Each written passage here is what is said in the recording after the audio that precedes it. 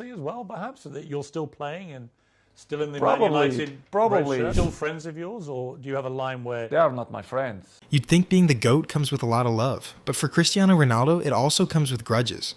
From public snubs to icy stares, CR7's had his fair share of football feuds. Today, we're counting down the top 5 players Ronaldo absolutely couldn't stand, and yeah, some of these get real personal. 5. Gary Neville. use your name a bit to get attention? I think they take advantage. Let's start with Gary Neville, because honestly, this one's almost comical. Here's a guy who spent years defending United, played alongside Ronaldo during his first stint at Old Trafford, and then he did something that trashed his lifetime loyalty. Cristiano's not doing himself any favours. That's not him. That's not the professional of Cristiano Ronaldo leaving the changing room before the players have got in there. That's not what he does. The amount of hate and criticism he has started spreading against Ronaldo is both hurtful and disappointing. I think what makes this particularly brutal is that Neville wasn't even one of Ronaldo's harshest critics. He was his friend, a teammate, who played by his side at one point in history. Now, Ronaldo, seeing such harsh comments from Neville, seems off the table. Cristiano's not doing himself any favours. That's not him. That's not the professional of Cristiano Ronaldo leaving the changing room before the players have got in there. Neville didn't stop there. Instead, he keeps on criticizing Ronaldo and even said that his team is better without him, and he may leave. This is what made Ronaldo keep his distance from Neville in the next matches. A bit betrayed when they do that because you played together. It's easy to criticize. I don't know if they have a job in television that they must criticize to be more famous. What's fascinating is Ronaldo's justification for this behavior. In that explosive interview, he basically asked whether he felt betrayed or disappointed. Ronaldo didn't criticize. Instead, he made it clear that people use his name to get famous or get an advantage. He didn't take criticism to heart. Can you imagine the audacity? A man who's been with you for a long time, sharing the same team, same field, and the same name, is now telling you to leave the football? It sure hurts. And Ronaldo has full rights to refrain from such so-called friends who prefer to use your name in the name of fame. 4. Thierry Henry. Now this one cuts deep because it involves the ultimate betrayal in Ronaldo's world. Cristiano Ronaldo's hate for Thierry Henry runs deep. It wasn't just a rivalry, it was personal. Henry, arrogant and dismissive, dared to downplay Ronaldo's greatness. Their clash in the Premier League was explosive. Henry was the so-called King of England, but Ronaldo came to dethrone him. Here we go. Kicks up on that far side. Ronaldo goes to get the ball back. This game is just simmering all the time, you feel. In the infamous 2004 to 2005 showdown at Highbury, Henry tried to belittle Ronaldo on the field. A patronizing head pat from Henry lit a fire in Ronaldo's eyes. The young Portuguese star pushed back, a physical declaration that he wasn't Henry's subordinate.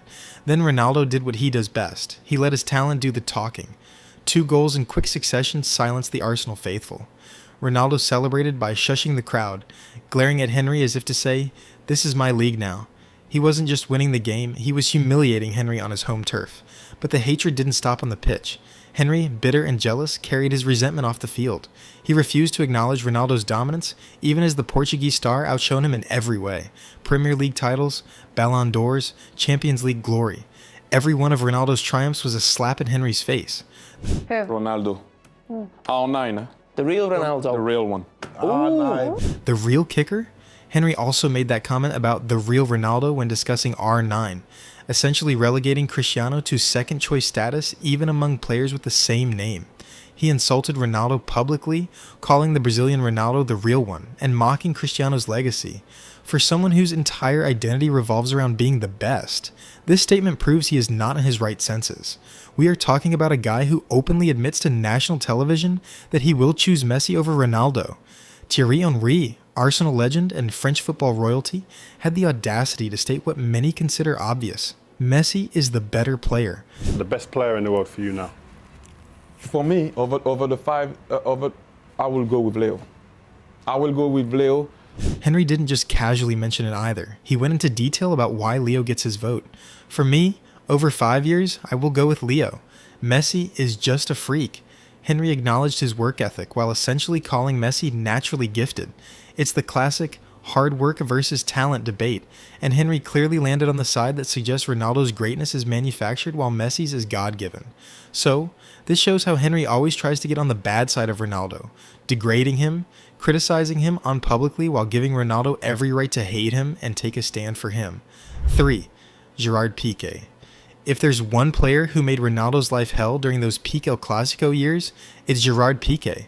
He always ready to piss Ronaldo, whether it's a live game or some interview. Messi is like, is not human, and Cristiano is the best of the human. Piqué didn't just defend against Ronaldo, he made it his mission to get under his skin.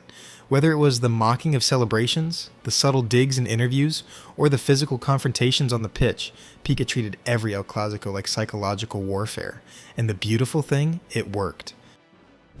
Since he played there in Manchester, because when he left to Barcelona, we fight a little bit, but you know, part of the job and the rivalry against Madrid and Barcelona. I remember watching those matches thinking this was pure hatred disguised as football. There were no respectful handshakes, no jersey swaps, just two men who genuinely couldn't stand each other fighting it out in football's biggest arena. Piqué would make comments about Ronaldo's goals not coming in big games, mock his theatrical celebrations, and generally do everything possible to diminish his achievements. Choose one striker, and I mean, between Leo and Cristiano, I decide for Leo. What made this rivalry particularly toxic was that Piqué wasn't just some defensive player trying to rough up the star, he was talented enough to back up his trash talk.